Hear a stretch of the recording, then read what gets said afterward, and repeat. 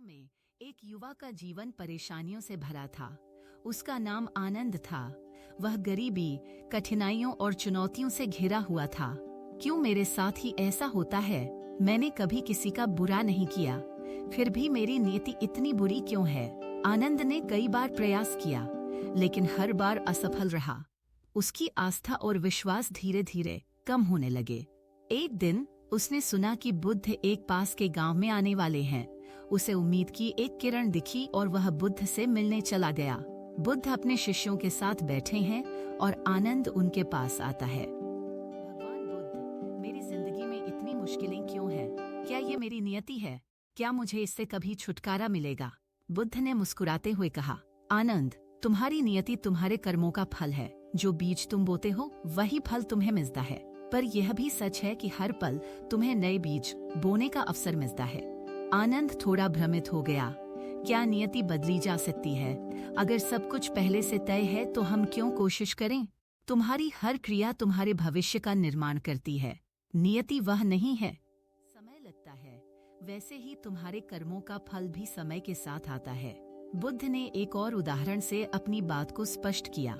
बुद्ध ने बताया, एक बार एक राजा था जिसे अपनी नियति को लेकर बहुत चिंता थी। उसने अपने राजगुरु से पूछा, क्या मेरी नियति पहले से तय है? राजगुरु ने उसे एक कहानी सुनाई। एक गांव में एक किसान था जो बहुत परिश्रमी था, लेकिन उसके पास केवल एक टूटी हुई हल थी।